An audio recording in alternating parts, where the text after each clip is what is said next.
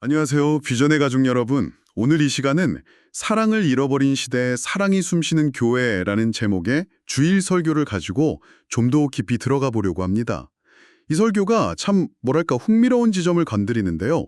바로 우리 신앙의 가장 근본적인 문제일 수 있는 사랑에 대한 이야기입니다. 네, 맞아요. 설교가 오늘날 많은 사람들이 느끼는 그 사랑의 부재라는 현실에서 딱 출발을 하죠. 그런데 단순히 시대 진단을 넘어서 요한계시록에 등장하는 첫 번째 교회, 에베소 교회를 마치 현미경으로 들여다보듯 분석하면서 그 처음 사랑이라는 핵심 가치를 끄집어내더라고요. 아, 그 부분 저도 인상 깊었어요. 네, 겉보기엔 완벽했던 교회가 왜 책망을 받았는지 그 과정이 마치 한편의 반전 드라마 같달까요? 맞아요. 설교 들으면서 저도 와, 이렇게까지 칭찬받던 교회가 하는 생각이 딱 들었거든요. 근데 바로 그 지점에서 날카로운 지적이 들어오죠. 그렇죠. 이 설교는 그러니까 단순히 2000년 전 교회의 이야기가 아니라 오늘 우리 각자의 신앙을 돌아보게 만드는 그런 거울과 같다는 생각이 들었습니다. 오늘 저희가 이 설교를 통해 무엇을 발견하고 또 돌아볼 수 있을지 함께 살펴보겠습니다. 좋습니다. 설교의 구조 자체가 굉장히 흥미로워요. 마치 건강검진하듯이 교회 상태를 진단하고 또 문제가 있다면 그 원인을 파헤치고 해결책까지 제시하는 그런 흐름을 따르고 있거든요. 그럼 그 진단의 시작점부터 한번 따라가 보죠. 설교는 현 시대를 사랑을 잃어버린 시대라고 딱 규정을 하잖아요. 네, 가정, 학교, 직장, 심지어는 교회 공동체 안에서조차 그 온기가 식어가고 있다. 이렇게 진단하는데요. 듣다 보면 고개가 끄덕여지면서도 한편으로는 아니 교회마저 하는 생각에 마음이 좀 무거워지기도 하고요. 그렇죠. 사실 많은 분들이 교회에 처음 올 때 어떤 이상적인 공동체, 뭐랄까, 따뜻한 사랑이 넘치는 곳, 이런 걸 기대하게 마련이죠. 그런데 설교는 그런 환상을 아주 부드럽게 깨트리는 일화 하나를 소개합니다. 아, 그 스펄전 목사님 이야기요? 완벽한 교회를 찾아다니던 청년에게? 네, 맞습니다. 그런 교회를 찾거든 절대 등록하지 말라는 그 조언 말입니다. 왜냐하면 그 청년이 등록하는 순간 더 이상 완벽하지 않게 되니까 아, 이게 참 역설적이면서도 현실을 정확히 짚어주는 것 같아요. 맞습니다. 이 일화가 설교 초반에 아주 중요한 전제를 딱 설정하는 역할을 하는 거죠.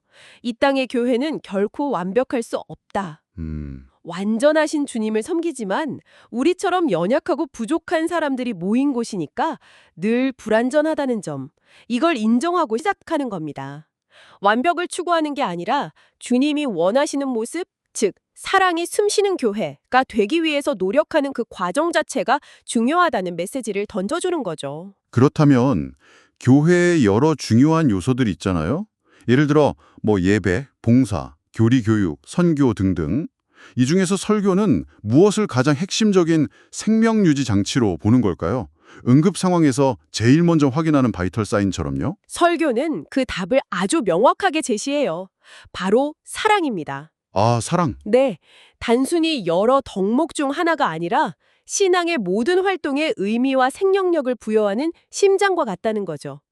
고린도전서 13장을 인용하면서 이 점을 강력하게 부각시키는데요. 아무리 대단한 은사와 행위가 있어도 사랑이 빠지면 아무것도 아니라는 선언. 육체의 심장이 멈추면 다른 기능이 아무리 좋아도 소용없듯이 영적인 사랑이 식으면 다른 신앙 활동들도 결국엔 공허한 껍데기가 될 수 있다. 이런 경고로 들리네요. 정확합니다. 그 사랑이 바로 교회의 영적인 심박수와 같다는 거죠. 자, 이 관점을 가지고 이제 설교의 핵심 분석 대상인 에베소 교회로 한번 넘어가 보겠습니다. 네, 요한계시록 2장을 보면 주님께서 에베소 교회를 칭찬하시는 내용이 정말 길게 나오잖아요. 네, 그렇죠.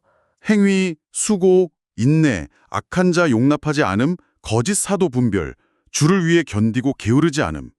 와, 정말 흠잡을 데 없어 보이는데요? 그렇죠. 칭찬 목록만 보면 거의 모범 답안 수준이죠. 여기서 설교는 몇 가지 단어의 원어 의미를 짚어주면서 그들의 헌신이 어느 정도였는지 아주 생생하게 보여줍니다.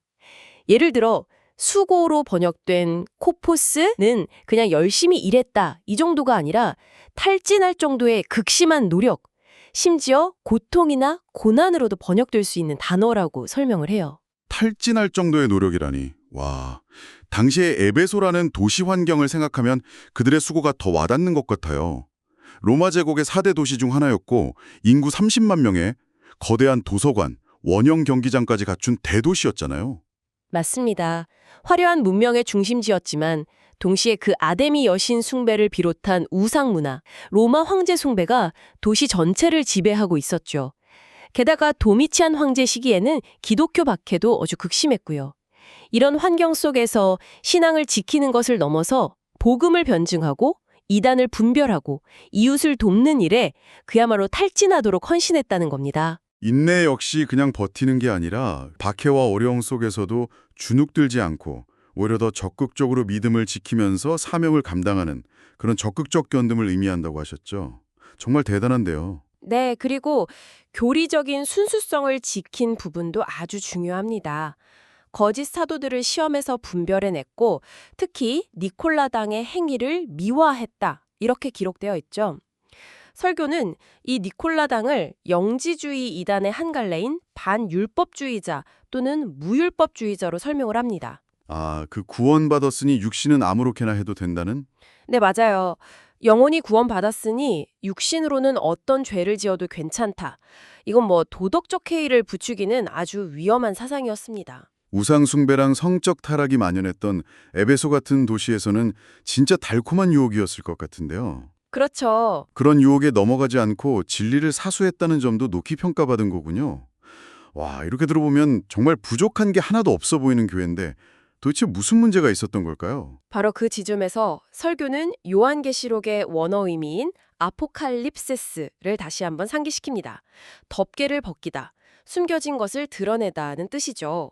주님은 에베소 교회의 그 화려한 겉모습이라는 베일을 싹 걷어내고 그 안에 감춰진 치명적인 문제를 드러내시는 겁니다. 그게 바로 4절 말씀.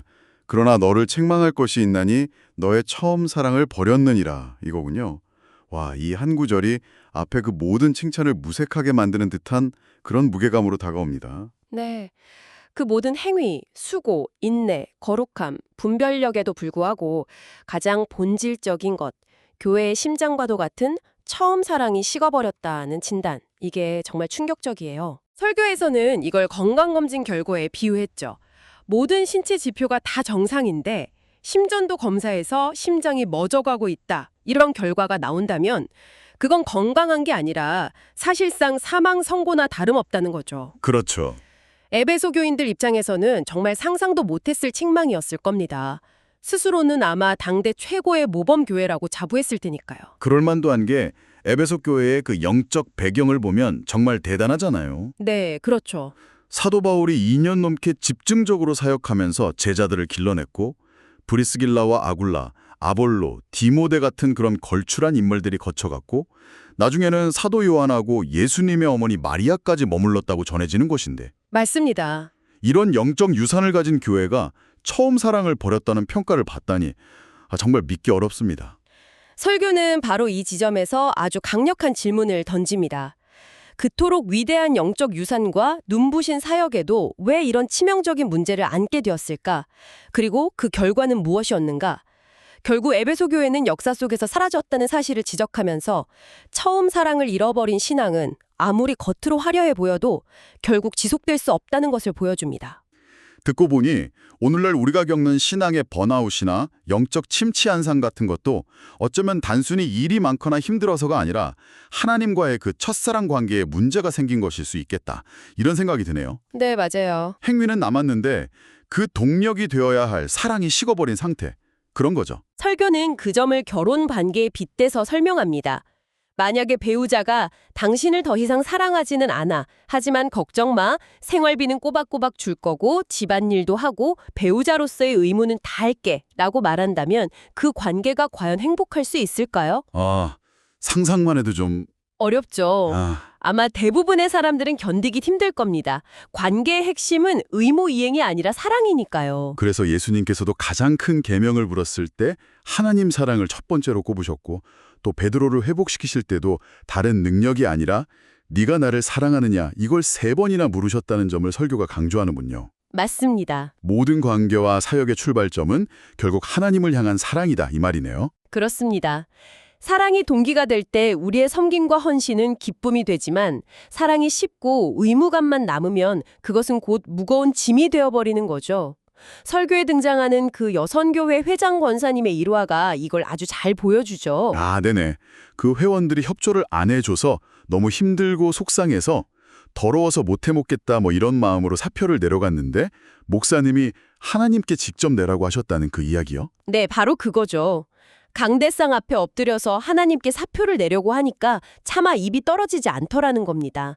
결국 하나님 앞에서는 주님, 제가 사랑이 없어서 힘듭니다. 주님을 더 사랑하지 못해서 시험에 듭니다. 라고 고백하면서 눈물로 회개했다는 내용.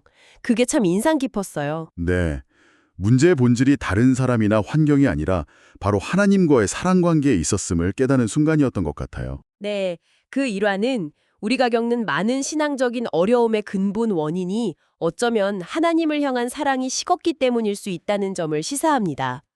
사랑이 충만하면 어떤 어려움도 이겨낼 힘을 얻지만 사랑이 식으면 사소한 문제에도 쉽게 낙심하고 원망하게 된다는 거죠.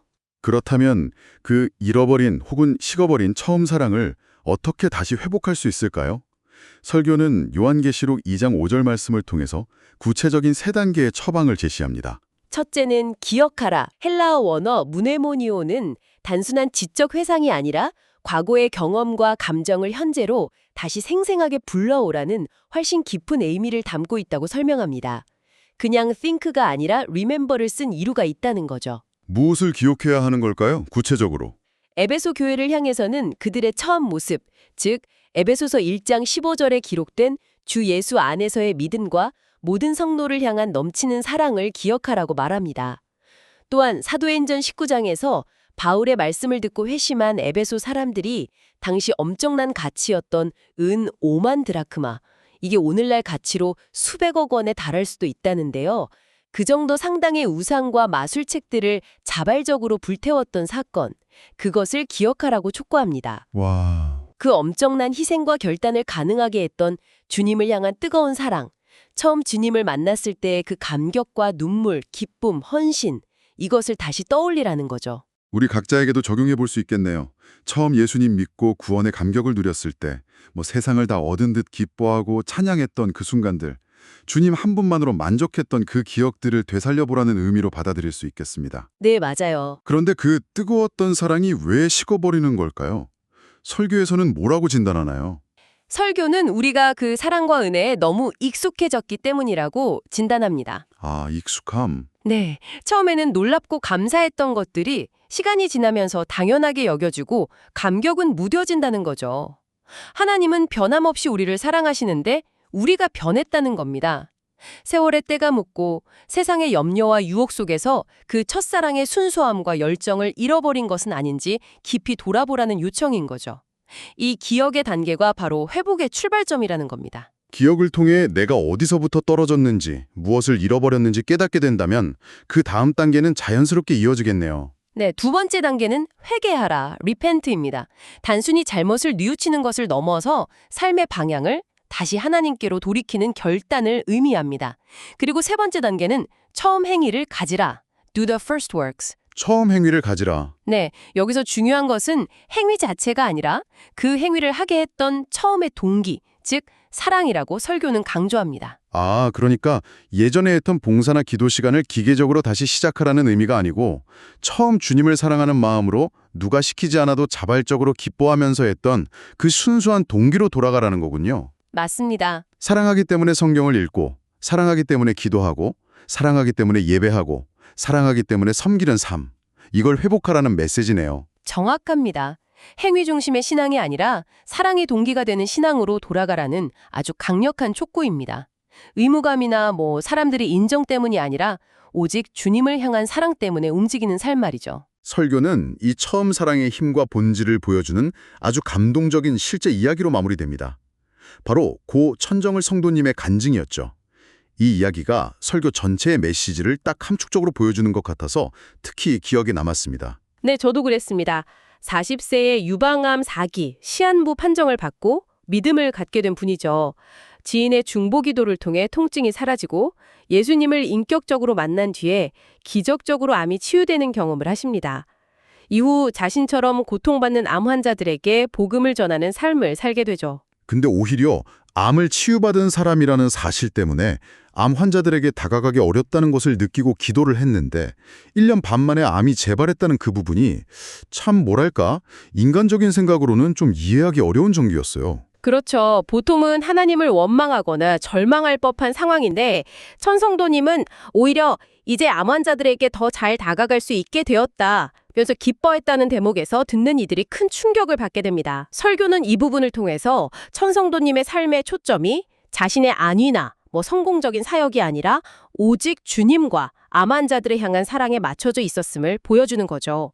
심장을 약화시키는 그 독한 항암 치료를 160차례 이상 받으면서도 그 고통 속에서 주님을 향한 사랑은 더 깊어졌다고 하고요. 그러던 중에 주님께서 너에게 지금 가장 중요한 것이 무엇이냐? 너의 일본은 무엇이냐? 이렇게 물으셨을 때 처음에는 사명이라고 답했지만 너 정말 나를 사랑하니? 라는 거듭된 질문 앞에서 자신도 모르게 사역 자체가 주님보다 우선순위가 되어 있었음을 깨닫고 회개했다는 고백. 이건 정말 많은 것을 생각하게 합니다. 네, 맞아요. 어쩌면 에베소 교회가 빠졌던 함정과 유사한 지점일 수도 있겠네요. 그렇습니다. 설교는 천정은 성도님의 이야기를 통해 우리가 아무리 귀한 사역을 감당하고 있다 하더라도 그 중심에 주님을 향한 뜨거운 사랑이 없다면 본질을 놓칠 수 있음을 보여줍니다. 그녀의 마지막 비전이 어제보다 오늘 예수님을 더 사랑하는 것이었다는 점은 이 설교가 궁극적으로 말하고자 하는 바를 가장 강력하게 증언하는 것 같아요. 네. 모든 행위의 근원은 결국 사랑이어야 한다는 것. 오늘 우리는 사랑을 잃어버린 시대, 사랑에 숨쉬는 교회라는 설교를 통해서 에베소 교회의 사례를 중심으로 신앙의 본질에 대해 깊이 생각해보는 시간을 가졌습니다. 겉으로는 칭찬받아 마땅한 교회였지만 속으로는 가장 중요한 처음 사랑을 잃어가고 있었다는 주님의 그 날카로운 진단이 오늘 우리에게도 동일하게 적용될 수 있다는 생각이 듭니다. 네. 신앙의 연륜이 깊어지고 직분이 높아질수록 어쩌면 우리도 모르게 처음에 그 순수한 열정은 식고 예배와 봉사가 때로는 의무감이나 습관으로 전락해버리지는 않았는지 돌아볼 필요가 있습니다. 혹시 우리 가운데 신앙의 연수가 깊어질수록 주님을 향한 뜨거움은 식어지고 봉사의 직분이 무거운 짐이 되고 예배의 감격은 사라진 채 의무와 습관만이 남은 분은 없으십니까? 그렇다면 오늘 주님께서 에베소 교회에 하신 이 당부의 말씀을 꼭 기억하시기를 바랍니다. 오늘 저희와 함께 이 깊은 나눔에 동참해 주셔서 감사합니다.